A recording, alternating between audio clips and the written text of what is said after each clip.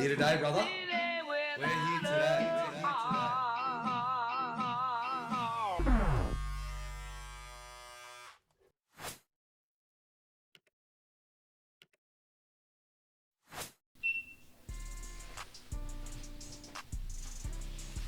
How are you, Tom? Good bro, yourself. Oh, not too bad, bro. Not too bad. Getting there? Getting there. Getting there. Alright, let's get this cape on there.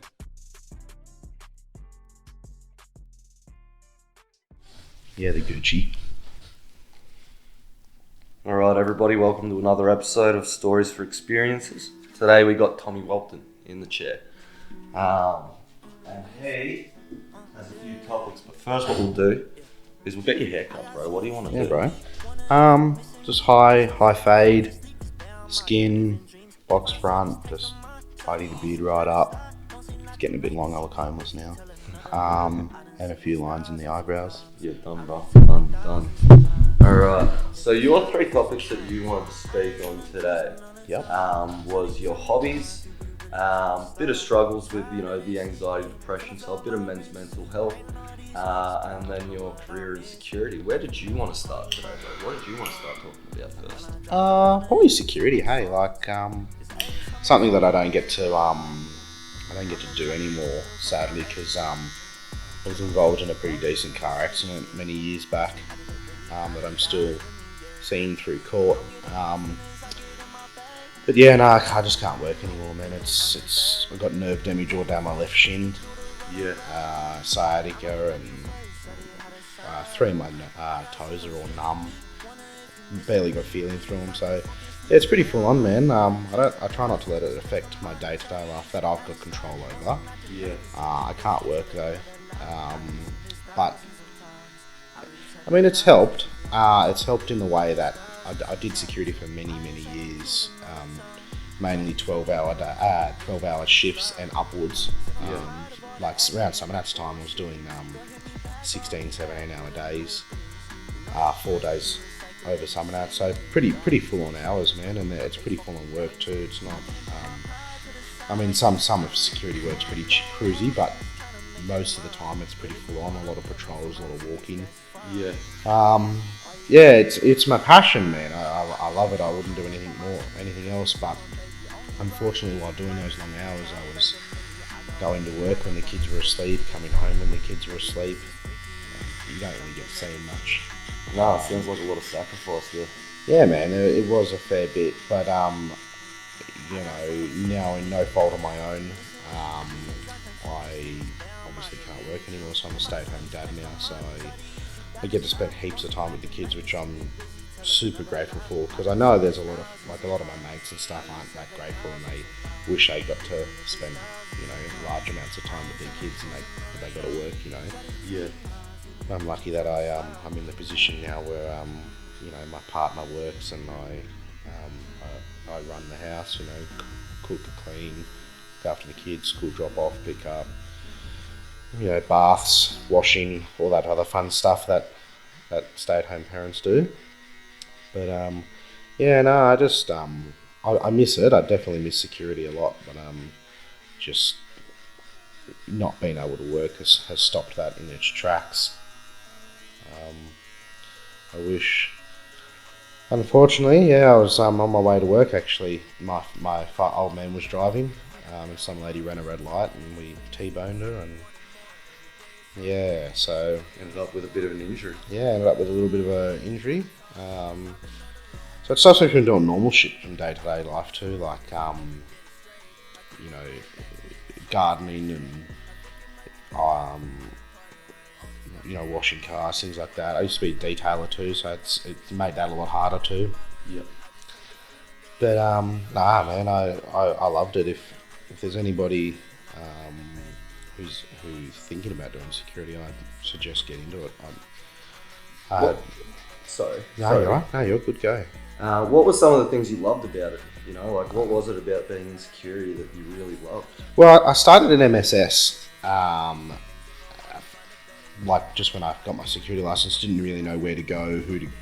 I mean, same in barbering. There's there's places you wouldn't want to work and there's places you want to work, but you don't know none of that until you kind of get to know the industry. And until you really work there. Yeah, and so I just went to MSS because they were the biggest in Canberra at the time, and it was good. I learnt a lot through there, and they put me through my security clearance and stuff. And I worked out at a lot of, Department of Education, Department of Finance, and all those other places, public service buildings. Did a lot of embassies, high commissions, things like that. So that was really good. I didn't have an actual spot. I was just kind of trained up everywhere, filled in shifts. Yeah, and it was good because I got to kind of learn a lot of new things. But I kind of got sick of not having my own site, knowing where I was going every day, all that kind of stuff. So I finished up at MSS. I was at MSS for about 2 years, 2.5 years, and I left there and I went to CCOM. Yep. In Tuggeranong, where all the Centrelink buildings are and stuff, and I did there, and I enjoyed it there because it was a bit of a smaller company, made you feel a bit more family orientated, which was nice. And a lot of my really close friends at the time we were working there. Yeah. And then while I was there, they, my manager at the time introduced me to bouncing and door work and events because he did a bit on the side. Yep. So I went and did. I started off at the Noodle Festival out near Old Parliament House and in Lytton. Yep. So I just started doing a bit of work out there, and I really enjoyed that kind of event environment. There's more to do. Like at CCOM, you just kind of sit and sign visitors in and book meetings for people and stuff. It can get very boring, especially doing it for 12 hours. Yeah. But yeah, doing events and stuff, I really enjoyed it. I kind of found what I really wanted to do was events and all that, and bouncing. And then I started doing a fair bit of stuff down the coast, down at Maria and Batemans Bay and all that kind of stuff down there. And I did that for a bit, and I really enjoyed that. And then CCOM kind of, I went to crap for a little bit there because at the time they were paying above award wages. Yep. Which was great for us, but they decided all of a sudden to change that and go back to award and stuff, which was about an $800 a fortnight pay drop. So it's big. Wow. Yeah, big amount. So a few other things happened behind closed doors, and a few people got taken to current affair, and it went to crap pretty quickly. And so a few of the boys went out to the University of Canberra for working for a company named Blackhawk. So they all went out there and said, you should jump on board. We've just taken the contract out there, and there's heaps to learn, heaps to change out there. And so I jumped on board to that, and yeah, man, it's probably one of the best things I ever did in security was go out to the University of Canberra. I learnt more in I can't remember exactly how long I'd been there for, maybe 3.5 years. Learned a lot more in the 3.5 years there than I'd have ever learnt before. No day's the same out at the university. Every day's different. There's always something going on, people stealing cars, all that kind of stuff. Yeah. Unfortunately, what a lot of people don't talk about at the universities, I can't talk for ANU, but I can definitely talk for the UC, and that's suicides, man. There's a lot out there. These kids are under so much stress. Like I'm sure you have the kids that love university, and a lot of people you talk to and they say, "Oh, university was the best time of my life." And that's awesome. Like if that's your experience, then that's awesome. But unfortunately, it's not the same for a lot of people, and we were first responders to everything, so we've seen it all, man, and it's pretty full on, and people don't talk about it. They kind of shy away from it, but it's there's a fair few that happen out there, and unfortunately, I think under a certain Privacy Act and stuff, you can't, the news can't broadcast suicides and stuff like that, like they can murders and such. Yeah. But nah, a lot more happens out there than people expect. But nah, like having said that, man, it was really big learning curve, really good, learned a lot of things, and I actually ended up finishing up there as 2IC, which was really nice. Then I left there and went to a data center for a very short period in Mitchell. Yep. And I just didn't enjoy the way the company was run. So I made it my decision to kind of just leave there. Yeah. And then it wasn't too long after that my legs started to deteriorate extremely and couldn't work. But no, bouncing was definitely my highlights. Door work, working in Civic, working pubs and clubs, kind of what I really enjoyed the most out of security. I got to do a lot of concerts, which was really awesome. Anybody who's into heavy metal and stuff will know that they're Parkway Drive and stuff. I did Parkway Drive. That was awesome. That was excellent. Did you do that back in 2017? Yeah, about that. It was at Refectory, UC Refectory. Yeah, I was there. Oh, I was really? there for that one. Yeah. So I didn't know much about them at the time, and my boss said, "Look, do you want to work?" And I said, "Yeah, that's fine." And they were the support act was Kill Switch Engage, which was pretty cool. And so yeah, we did it, man. And that was hectic. That was really hectic. Very full on, hands on. Like the fans are wild, which was cool. It was good. I got to experience one of my actually one of my favourite bands, and I never heard of them before. I actually worked for them, and that was Ocean Alley. And I was massive fan of them. But no, I got to do a lot that a lot of people pay for that I didn't have to pay for. Things like Summer Nats. Just be there. Yeah, things like Summer Nats, man. I've been going since I was young, and when I started working at Summer Nats, I didn't have to pay. I got to experience it all and got to see a lot of things that a lot of people don't get to see or pay large amounts of money to see. But I was just doing my job, so I found that pretty cool. You know what I mean? But yeah, they're my highlights. Pretty much. What was some of the, like you hit upon being in the UC and being a first responder to a few things that went on there? Were they some of your down parts? Yeah, look, they weren't my first experience with dead bodies in security. Unfortunately, where depending on where they happen, we're first responders anywhere really. So my first experience to a deceased person was out at the Department of Education, out in Civic, and that was pretty full on, man. That was a young girl, a young girl who had an overdose, and yeah, at first glance it was pretty full on. And unfortunately, I can't speak for police, ambulance workers, things like that. But in security, you kind of just push to just keep going, just finish your shift, you'll be right, sort of thing. And they've got these programs where you can talk to counsellors through work and stuff, but they're not worth the books they're written on, man. They don't really help at all. But just doing the tick and flick. Pretty much, man. And the supervisors and stuff aren't. I mean, luckily, in my last job, my last site before I finished up at the university, I had two really great supervisors, and they're actually close friends of mine now. But yeah, a lot of the time in security, you're just kind of encouraged to keep going. You'll be right. It's just part of the job. So yeah, I struggled a bit with the first one, and I kind of watched how the other guards acted, and they were just like, "Oh, well, it's just another one," sort of thing. And I was like, "Wow, that's pretty full on." Pretty jealous. Yeah, man, and so moving forward to the UC, it's kind of like I was a seasoned veteran almost, as bad as it sounds. So I dealt with it. I find I dealt with it well. Didn't help. I've struggled with depression for a very long time, and I think I got when I was in foster care. I think I kind of started coming down with depression.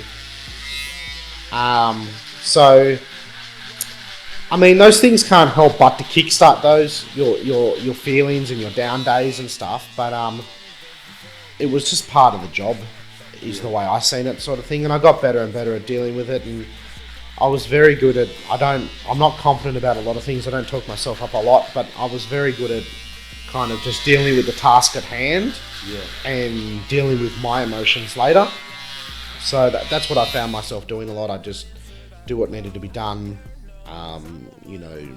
Dispatch the workers where needed to be done, logged what I needed to do, talk to the police, and then when I was home and sort of thing, I'd deal with it later. But it's very hard to have down days, mate, because I'd you'd do a 12-hour day, you get home at 7:30 at night, sort out the kids, and then you going to bed, then you're up again at 5 in the morning to go back to work to do it all over again. So you don't really have a lot of time to kind of process it. No, and now that I think back, it's pretty full on, and a lot of things I dealt with was pretty full on, but it was just part of the gig, and that's what a lot of people don't understand is they hear in security, or they hear security guards and they, oh, you just sit on your ass all day, or you don't do anything, or or whatever. And it's like, some places are like that, but out at the UC most definitely wasn't the case. Always doing something, always different, something different happening always. A lot of thieves target universities because a lot of school students don't lock their cars. Yeah. But also a lot of school students, leave their laptops and stuff in their cars, which sucks because that's their livelihood, and 98% of students just don't have the money to replace things like that, and they do it tough. But they target them and they steal cars and they break into cars and stuff. So we got to respond to that and go back on the CCTV and check it all and report it to the police. And yeah, so I mean it's very easy to have your down days doing security. Yeah. But it is what it is, sort of thing. I didn't have much of a choice but to just do it, and I kind of love the job, man. So, and a lot of people go, how can you love something like that? I don't know. I can't explain it. I just do. It's a purpose. Yeah. It's like being needed. Yeah, 100%. Feeling important, I guess, was the main thing. I just felt like it needed to be done, and if I don't do it, somebody else is going to, sort of thing. Yeah. Kind of like firefighters and stuff. People go, oh, that's scary. Why would you want to do that? It's like, well, somebody has to. Somebody has to do it, and and they're the people. Generally the people that have to do it are the people that have the balls for it. Yeah, man. Yeah, it's I couldn't do it. I don't reckon. Especially now being a father and stuff. I don't know if I could put myself at risk, but like I said, it has to be done, and I give it to those guys and girls that do it. Yeah. Do you think being in security has played a big role on your mental health, or so more like being in security, the experiences you've had in there, and then with your injury and stuff? Do you think that's played a big part in your mental health and your anxiety, depression today? Yeah, not the anxiety. The anxiety came later. A topic I'd rather not touch base with is my divorce and such. Yep, we won't touch that. But I think my anxiety came a little bit later to do with that. But I think a lot of the reason my anxiety is in place is due to my injury. I find security played a bit of a part in my depression, especially early on, trying to process it all. It was my first. Oh, not really. Like, my first job was Woolworths. When I found out I was going to be a father, I went into Woolworths, got a job at Woolworths. So I did there, and then I was a cook out at the Hotel Realm for about 2 years. That's where I learned how to cook. So that was really good. But my first proper full-time, putting all my effort into jobs was security. So I was still very young and processing it all and stuff. So yeah, I think a little bit of my depression, it didn't help security, at least to begin with. I think later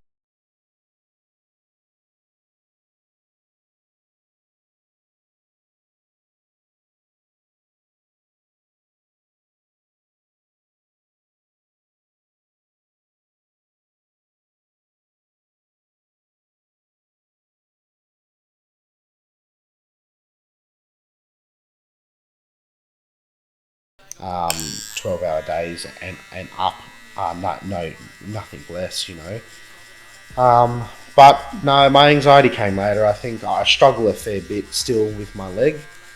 I was always the main breadwinner, always paid the bills and kind of always worked my ass off to make sure we had nice things and stuff. Always had nice cars. Always always had, nice stuff and that. And I think now, being off work and with my leg and not being the breadwinner, and my partner pays 98% of the bills, and she brings in the income. It's definitely a big hit to your manhood, and I struggle a fair bit, with my anxiety, man.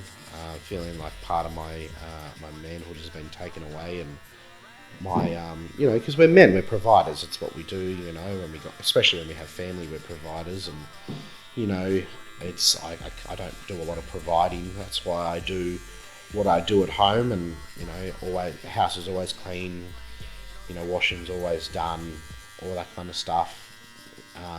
Always good food put on the table and stuff, because I would never expect my partner to work full time, pay all the bills, and then still have to come home and clean everything, and then do all the cooking and 100%. Yeah, no, and bathing the kids and everything. Exactly right. It's that sort of arrangement doesn't last long, unfortunately. Yeah. But I think I do that, and I was brought up by my father to big with chivalry and all that kind of stuff. I'm not perfect by any means, and I've messed up through my times, through my relationships, things like that. I think we've all had slip ups here and there, and stuffed up and done things we weren't proud of, and I think we can only move forward. And if we continue to look at the past, it just kills us. Especially if you have mental health, it just plays on your mind big time. But I'm big on chivalry, man. I still run baths and open car doors and all that kind of stuff. I'm massive on that, so I do that a lot. And a lot of my friends go, you're such a sook, or what, why do you bother to do that, or whatever. And I'm like, you know what? It's the least I can do for my partner. She works full, long hours and stuff like that. And yeah, man, it's the least I can do is help bring some sort of help to the table, if that makes sense. I don't, like I was talking to you earlier, I don't really do much for myself. I don't like to. I don't drink. I've never drunk. I've never taken drugs. I've never smoked cigarettes. None of it's really interested me. So I don't go out with the boys. I don't, if I'm going somewhere, usually it's, if my partner's not involved, I can't be stuff going, sort of thing. Like, I think we live in a day and age where, sure, you have your boy weekends, etc., if you're into that. But I think, I think, I've got a really close friend circle, which is good. And I think that's the way I like to keep it. And, they're the same, them and their partners come for dinner or whatever. So I like to, I don't do a lot but to myself. The only thing I really do for myself is, my model cars is my hobby. It helps. I started it many years ago, man, but back when I was in security, kind of helped me unwind. Because I used to box, and doing security, you just can't. You just don't have the time to go to the gym and box and all that kind of stuff, especially with a family. Sure, if you're a single fella, you got heaps of time, but as a husband and a father, you've just got no time to do any of it. So, model cars was something that I was interested in. I didn't have the time nor money to build real cars towards the end, and so I built model cars, and it was something I could do at home. It was something I could do with the kids, something I could do while the kids were playing around the house and stuff. It wasn't taking me away from the family to do it. And I used to just build them out of the box, kind of from Toy World. But recently I've started customizing a lot. And I've seen a bit of that. Yeah, 3D printing has really changed the world of hobbies, man. Like, back in the day, you build them out of the box, and if you couldn't, how we used to do it was, if we wanted different chassis in the cars or different motors, we'd have to buy another kit with that motor to take the kit out, to take the motor out of the kit, etc. Started becoming really expensive. Now you just 3D print it, man. Whatever. Out of that though, you'd end up with a lot of spare parts to use. Yeah, 100%, man. 100%. Like, but yeah, now 3D printing is good, man. I just get I've got a few companies that I use that are really great, local, and overseas, Yeah. and I just you get whatever engine you want printed and things like that, and it I don't do it as much as I'd like to, only because I'm busy doing what I do, family, all that kind of stuff, and I'll only do my hobby once everything else is done. Like I won't sit down and do model cars or anything if the kitchen needs to be done, or I can't do it, man. There's shit that needs to be done, so I'll do that first. If I got time, I'll do it. If I don't have time. So Yeah. so it can take me months and months to do cars. But What's your favourite one? Like, what's one of your favourite ones that stands out to you? that I've built, Yeah. probably my Mazda RX-2, only because when I was building it, I wanted to. There's a company there's a company that does modifies Mazdas and rotaries and stuff like that called Pack Performance, Yep. and they've built cars for years, man. I've seen them at Summonats. Like a mate of mine used to own one, all that kind of stuff. And when I was building this car, I wanted it to be bright canary yellow, and I wanted it to have a Pack Performance sticker on it. And I reached out to a friend of mine who does stickers, and she said, "Look, I'd do it, but I need, due to copyright purposes, I need the go ahead. I need an email from them giving you permission to use their sticker." And I said, "Yep, no worries. Like I don't want to get into trouble." So I set out to try and get that, and it was easy. All it was a phone call to Pack Performance, and I had a chat to the owner, and they just said, "Yep, perfect, go for it." Emailed me, and they said the only proviso of you using it is you can't on-sell multiple stickers, and I said, "That's fine, it's for me anyway." And the other proviso was once I was done to send them some professional photos. So I did. Once I was done and stuff, and I did, they put it up on their website, man. So I thought that was pretty cool. To a lot of people, it's not. It's just a model car. I get that a lot, man. A lot of my mates who build real cars and stuff, they go, how's your toy cars going and stuff? It's like, nah, it's not toy. It's my hobby. It's my thing, And like, don't get me wrong. I've had nice cars and quick cars, and one of my last cars was my dream car, and that was a VL Calais Turbo Wagon. And that was great, man. I put a lot of money into it, and I had to sell it actually, but sold it to a really close friend of mine, and he's looked after it. Yeah. Immaculate. So that's good, but I don't have the money to do that, and I don't have the room to do it now. So I spend the money and I spend the time on my model cars, and I enjoy it. Like I've got, in November is my first model show, which I find is going to be cool. So doing a Ford Capri at the moment for that. So yeah. Tell me about this model show. Now, hold on a moment. I left my bottle of water outside. You're all right, man. So Go. I'll just get my spray bottle. You're right, bro. I'll spray my plants just. You're all right. Perfect.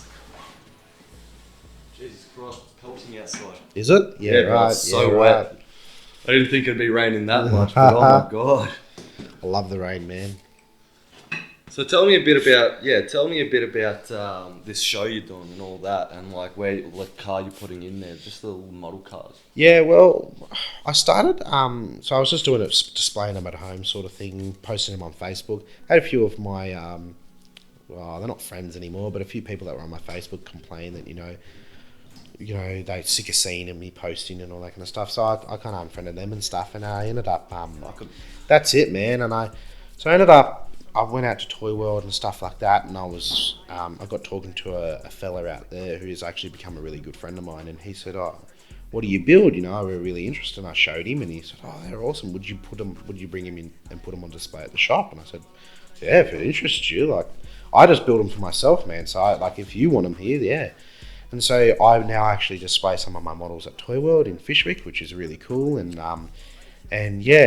so they're pretty big modelers out there. They enter into competitions, and they go full on. My models aren't perfect by any means, and And my mate out there, Gordon, he mentioned that there was a model show in November, and it was here in Canberra, because I can't get away to a lot that are out of Canberra, obviously with the kids and stuff. And so he said, it's here in Canberra, you should enter. I was like, okay, no worries. So I registered four, hang on, 1, 2, 3, 4. I've registered 4 cars, so I'll be putting them on display. I'm not entering any for, I'm not setting out to win any competitions or anything, because like I said, mine aren't absolute perfect or anything like that. But, it's the fun of it, and it's my first one, so I thought, why not, sort of thing. And I've never experienced a model show before, because there's not, unfortunately in Canberra, there's not a lot. Yeah. The hobby isn't, you have a lot of old fellas and stuff that do military stuff, tanks, things like that, and it's great, and they do it all for themselves. But, model shops and model competitions and shows, there's nothing here in Canberra. There's not a lot. Toy World is pretty much, for model cars, Toy World's pretty much it. And for, Warhammer and things like that, you've got the Warhammer shop in Woden and that. But realistically, there's not a lot here in Canberra. So, it's going to be a good experience. I'll go out and attend and put them on the show. And the judges get pretty full on, man. They look at door gaps in cars, model cars, and paint, and if there's any runs, oversprays, etc. Like, they get full on. So, like I said, I do not expect to win anything, but I just, I like to show my hobby, and anybody who's interested. So that's why I got a TikTok for my model cars, because. What's your TikTok called? Built by Tommy. Built by Tommy? Yeah, so check it out, guys. Built by Tommy on TikTok. Thanks, man. Yeah, so that way, I got a little bit disheartened when a few of these people on Facebook said, kind of got annoyed with me posting, everything to do with my model cars and stuff. And I just thought, you know what? If I create a TikTok, anybody who's interested, they can go over and follow. They can watch it. Anybody who's not interested, then they don't need to go over and see it. And that way, it kind of it moves the negativity away, sort of thing. But a good friend of mine, who I know is a good friend of yours, Bede. Yeah. Bede just said to me, man, who cares? Like, if Literally. there's an unfriend button for a reason. If they don't like what you post, just fuck them off. Yeah, unfriend them. And if they don't like you, then they can unfriend you. And I said, yes, like, that's very true. And so I've kind of just started posting again a little bit, but it's hard, man. Like, I'm so busy, I just don't get time, sort of thing. Yeah. I also collect mini BMXs too, like little tech deck similar ones. Yeah. I collect those. Those are my little guilty pleasures. But yeah, no, man, it's a hobby that keeps me busy, keeps me motivated. It keeps me like, when I'm feeling a bit down and out, one of my biggest supporters above my, other than my children, is my partner, man. I have some pretty dark days, and she helps a lot. She's she's an absolute saint. She's very patient. I don't give her any trouble, man. I'm pretty easy to live with. But yeah, no, there's some days where I'll go quiet for the whole day, or I'll be quiet for days. I run head miles, man. My mind is very, very loud inside. Yeah. It can be very crowded at times. Due to stuff that's happened when I was a young boy, and being in foster care and stuff like that, and then and so now, like, with my leg and my injury, and not knowing the inevitable and all that kind of stuff, I struggle sometimes. And she's great. She's awesome. She's my best mate, which is great. You know what I mean? I think that makes a really good relationship. I think if you guys are always battling each other, or arguments, nah, man, it doesn't go anywhere. It only ends up with you guys ending shit. Like, fortunately, like, we don't argue. We've never had an argument. We don't fight. Nothing. We just talk. We got amazing communication, which is great. But no, she can pick up on it usually when I'm pretty quiet, and I'll just plot around the house, do the cleaning, all that, do the dishes, whatever. I won't say much. Yeah. And she'll pull me up and just check on me, sort of thing. But it's the way I've learned to deal with things is just bottle it up, which is a really not a healthy way to do not things. At all. It's a really shit way to do it, and it's not a throwback to my old man or anything, because he's my old man's very loving, very always up for a chat and stuff like that. But I just I don't know. I struggle to I worry that you show your vulnerability to somebody, and they know how to bring you down, sort of thing. So if you don't show your vulnerability and you keep quiet and you fight that war on your own, then you don't have to worry about people using it against you, which is a really shit way to look at it. And I'm working on it, and my partner's helped a lot with not being quiet. Don't be quiet, talk to me, like open up, and I've gotten better. Not much, but I've gotten better. What? Sorry to stop you're right. you. My bad. No, you're right. Go. Early days and all that sort of stuff in your injury, and like when you were working on your cars and you were like starting to really, like that mental health stuff would have come up really fast and hard. Yeah. Right. What were some of the things, the challenges? But first off, we'll do the challenges of that, and tie in a bit of the cars and how it helped you. But what were some of the challenges there, and what were some of the things that actually helped bring you up, even if it wasn't the cars? Even if it wasn't that or your hobby, what were some other things? Well, a few of the challenges that I noticed when the crash first happened, because I had my father in the car, my main concern was just to make sure he was all right. Yeah. I'll deal with me later, sort of thing. So I kept working after that. And it was sore, man. It was very sore leg, all that kind of stuff. But I thought, you know what, I'll be fine, sort of thing. And I'm big on that, man. I'll always help my friends, always do what I can do to help others and talk to others and stuff. But when it comes time for me, I just, I'll sort me out later, sort of thing. I invite all my friends come to mine for dinner. I always shout food, everything like that. And when it comes to time to, a few of my mates go, no, my shout, you always do that, sort of thing. It's hard for me to accept. Yeah. It was hard to come to terms with that. I'm not okay, and this is not going to pass. This is not, a sprained ankle. This is something that's with me forever. Yeah. Things like mowing the lawns. I was able to get out and mow the lawns, get down, do some weeding, washing cars. I was a detailer. That was one of my main things.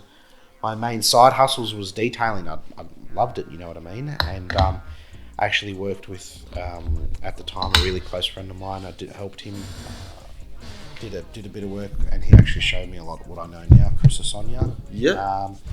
Did a bit out there and stuff with him, and I started noticing actually, I'd do a car and then I'd wake up the next morning and be on bed rest. I was just wrecked, man. I struggled walking and all that kind of stuff, and it just got worse and worse. And I think the biggest telltale sign was my two smaller toes started to go really numb, kind of pins and needles. Yep. And I didn't know what it was about, and so I kind of went to my doctor, and then got sent to a specialist, and all that kind of stuff, and it became apparent that, hang on, this is not going to go away, and this is with me for life. Yeah. And I've just got to modify my life. I think one of the biggest struggles is people not understanding it is probably my biggest struggle. There's a lot of people, man, out there that just don't understand that I can't do things. Yeah. And they, it might be simple things, and they just, oh, you'll be right, just do it. I can't do it. Physically, I can't do it. If I could, you wouldn't have to tell me to do it, because I would have already done it. People see me now unemployed and stay-at-home father and stuff, and it's like, they say, oh, just do this or just do that. And it's like, mate, I used to work for minimum 12-hour days in security. I boxed for many years. Like, I'm not some lazy person. Like, trust me, if I could do it, I would do it. But unfortunately, I can't. And I think that's one of the biggest struggles. Is people kind of not understanding it. And I think I'm slowly coming to terms with just stuff on. You know what I mean? If they don't understand it, they don't understand it. Not my problem. Literally. But yeah, it can get a little bit tough. And I think cars have been a massive part of my life. Dad wasn't into cars too much himself. He had a few nice cars, but he wasn't really die-hard car related. But my uncle was massive into cars. I didn't get to experience a lot of my younger life with him because he passed away from cancer. But he was, he built cars, he worked on cars, he, just did everything sort of thing. And I think I get a lot of that from him. My first ever car was a VL Commodore, and that's where the love for VL started. Yeah. If I could only own one car or drive one car in my whole life, it would be a VL Commodore. Yeah. The only reason I don't own a VL and drive around with the kids in the car now is because it's not safe to have the kids in a 40-plus-year-old car with no airbags. Yeah, fair call. So it's the only reason I drive modern cars, man. Otherwise, I'd daily a VL, not a problem in the world. I did daily a VL for many, many years. But nah, man, I'm not super clued on about mechanical side of things. Luckily, I've got a really good group of friends that are. Yep. And my brother Chris is ridiculously good with that stuff, so he helps me out a lot. But I love making them look clean, man. That was my thing, nice wheels, lower them, clean them right up, detail them, polish them, bring them back to life. You got the eye for detail. Yeah, man. I still remember, small things like, a mate of mine, Reese, came over one day and I was replacing the stickers in the engine bay of my VL, the radiator warning stickers and stuff. And he kind of had a laugh and he said, "What are you replacing those for?" And I said, "Oh, because my old ones are yuck." And he said, "They're just factory stickers, just rip them off." I said, "Nah." And the sticker inside the fuse box and things like that, I'm big on that, really. Small details. Yeah. Small things matter. I'm just going to get this little bit here. Alright, man, go for it.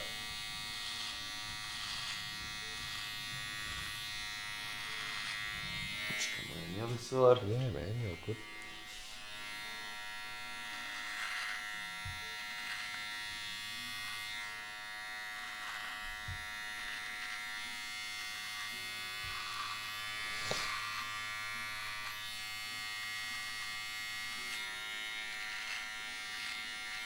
So when you were like with your uncle, when you were both younger and everything, what were some of the cars he had, or some of the things that like stands out to you there? Like he's had to have given you a passion. Was it a VL Commodore he had, or was it something else? No, well, my uncle had a when he was younger, he met my nan and my sister and my auntie helped him. He wanted a Cortina, Ford Cortina, and they got him a Cortina. And he put a lot of work into that car, and was always cleaning it, polishing it, doing this, doing that, changing wheels, all that kind of stuff, taking real pride in it. And I think a lot of it comes from there, and he also built model cars and. So that's where you got that from. Yeah, man. He used to build model cars and mini steam engines was his big thing. And yeah, like that was his passion. Was he could draw really well. Always doing something with his hands. He sounds artistic and practical. Yeah, man. And I'm a drawer too. I can draw. I get a lot of that from my mum too. My mum was very good with arts and crafts and knitting and crocheting and cross stitching, and she used to make all our pajamas as kids and stuff. So it's actually kind of cool. Yeah, man. Yeah, it was good. That's fucking sick. Yeah. So she sit this middle bit quick.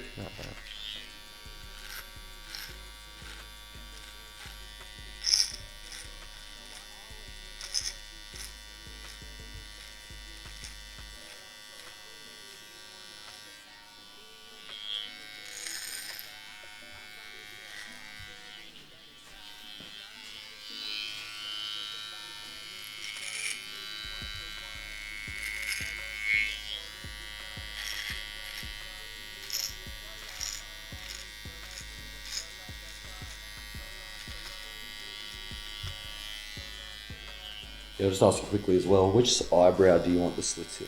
The one you're closest to. The one I'm closest to. And did you want 2 or 3 or 1? 3, please. 3. Yes.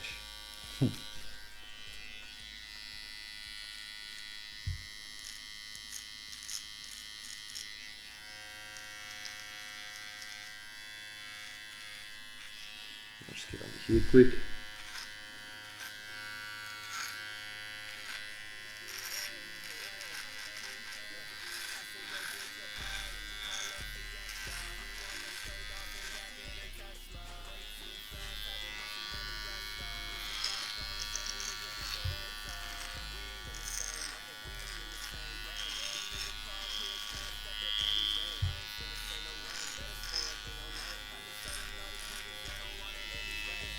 Just head up for me quickly. That's that length on the beard. Yeah, A little bit there, actually. Yeah, a little bit.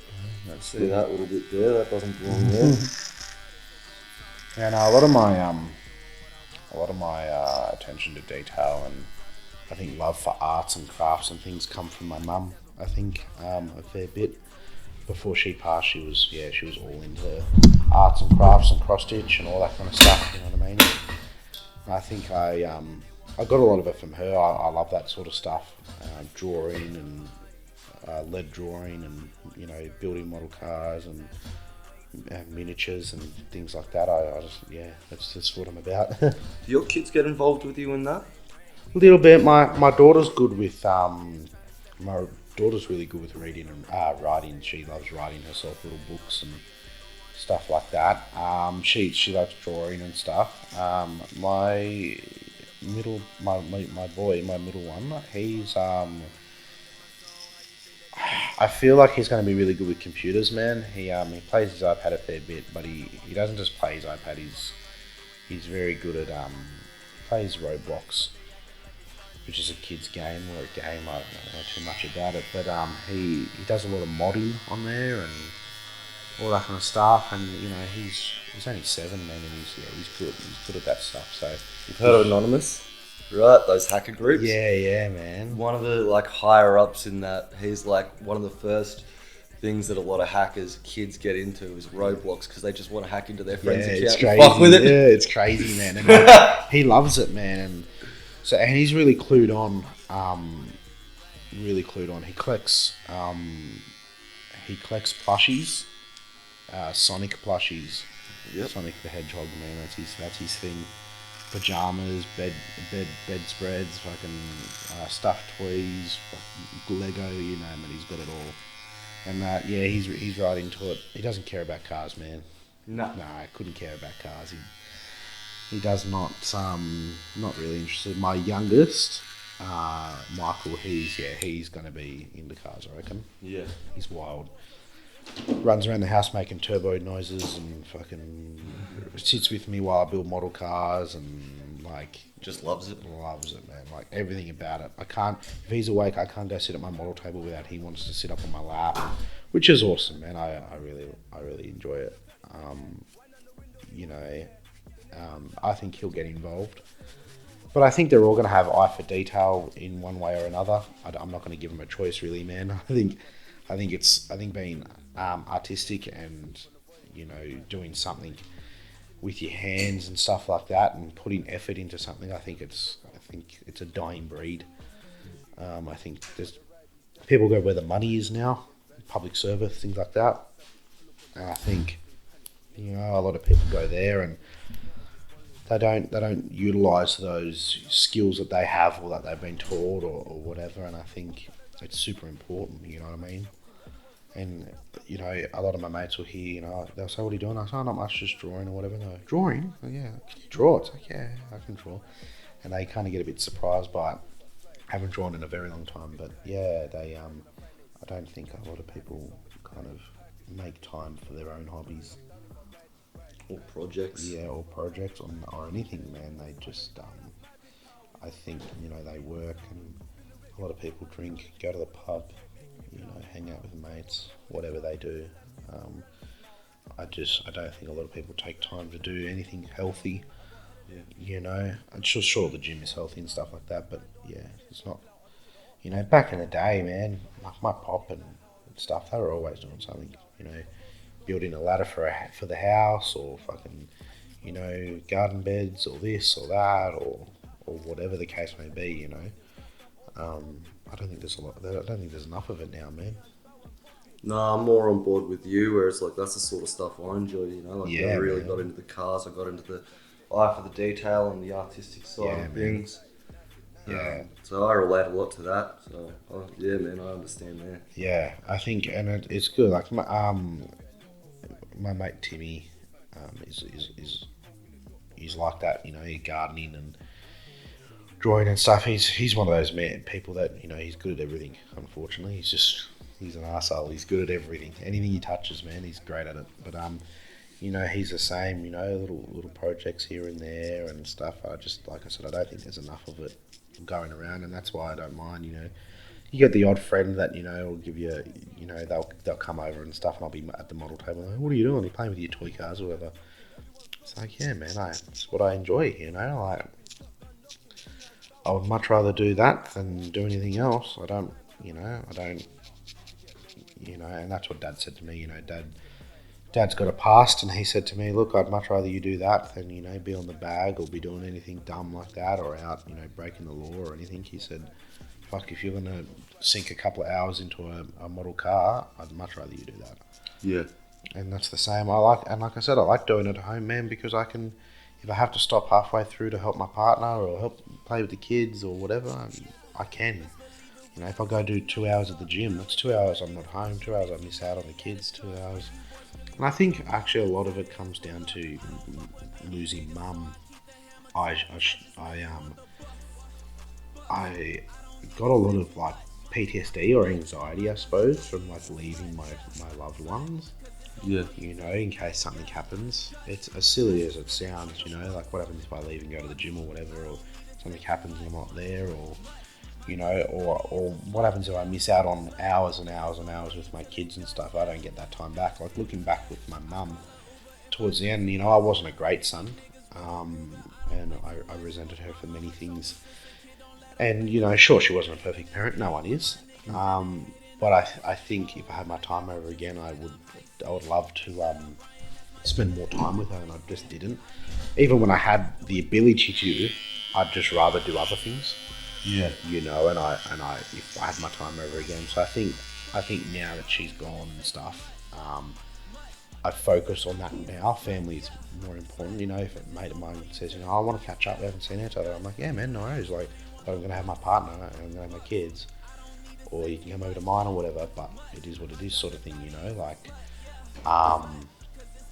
and I think a lot of it comes from mum passing. You know, I don't like spending a lot of time away from my family, because I think time not spent is time lost.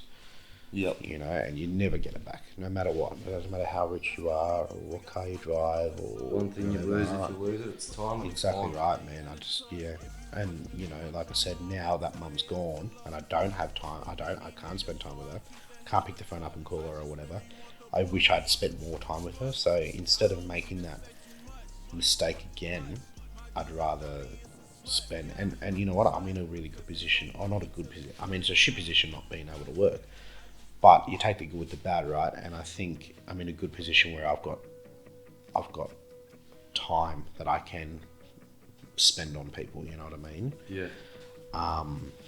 You know, I can sit for hours at night watching, you know, movies with my partner, or I can, you know, invite mates over and sit and chat and cook pizzas and laugh and whatever, or, you know, like I go and I visit my old man a fair bit, things like that. You know, I think people get caught up in the way of life and don't make time, and you know, I think it's very important that, you know, once it's gone, the time, you don't get it back. So, you know, I think it's important that we all spend time with, you know, our loved ones or whatever the case may be. You know what I mean? Yeah. Fuck. It's very important. This has been a dope interview, bro. Thanks, This has bro. been fucking dope. It's one thing I don't mind, man. I don't mind talking. Yeah. about that. Like I said to you the Silence other week. helps nobody. Nah, man. There's a few things that I won't touch topic on. Like I said, is the divorce and stuff, and that's purely out of respect for my ex-wife, Yep. her That one's out the family, and window. my family, and things like that. That's purely out of respect for them, and there's nothing to talk about really. It is what it is. And my upbringing, dad's addiction, etc., like that. Out of respect for him, I won't touch base on those, but. A lot of the things, I'm more, if it's to do with me, man, I'm an open book. I don't hide anything away. Like, I don't have anything to feel ashamed about or anything. You know what I mean? I think because of this interview and like just the fact that you aren't silent on that, I'm like, my big hope for this is that someone listens to this and fucking takes something from it. Yeah, man. They might see something similar from this interview or someone else's interview down the line and be like, you know what? I know something, I know something about what Dad's going through. Maybe I can learn something or anything like that. Yeah, bro, I think the good thing about you doing these interviews, man, is, we're friends with so many people on Facebook. We see their faces, but we don't actually know a lot about them. Yeah. And we think, yeah, he's a right guy or whatever. But I think a lot of the time, I've done it to your last interview and stuff. You watch them and go, wow, yeah, that's cool. Like, I didn't know that. Like, And I think, yeah, you're doing these interviews. I think they're awesome. I think they're going to help more people than just you. Like they help you, but I think they're going to help a lot of others too. Man, I grew up in AA, so for me, right, it helps me massively, right, hearing people's stories. I realised this about 2 weeks ago. I was sitting there, I was like, what am I getting from these interviews? Why is it like soothing me? It's like, wow, this is just a bit like AA. Yeah. Without the alcoholism and Literally. the war stories. It's that thing of like hearing someone else. Yeah. No, I'm good for it. I'm always down for a good D&M. Hey, I think it soothes the soul. I find myself talking, like, at parties, barbecues, etc. I find myself talking too much sometimes. Yeah. Shut up sometimes. Now, I just want to check, is there anything you want to change on this haircut? No, bro, it's perfect. Thank you. Except for that one lump there, that's bothering me. I'll say like a lump. My beard grows weird, bro. It grows out the right side for some reason. That's the right way. Yeah, literally, bro.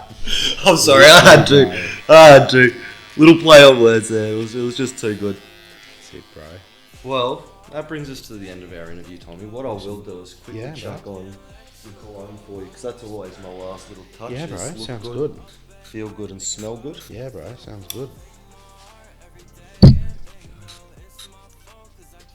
Perfect. And I really want to thank you for that. Nah, always. Thank you. Well, I think that is a wrap. Awesome, bro. Sounds good. Thanks, guys. Awesome. Thanks, bro.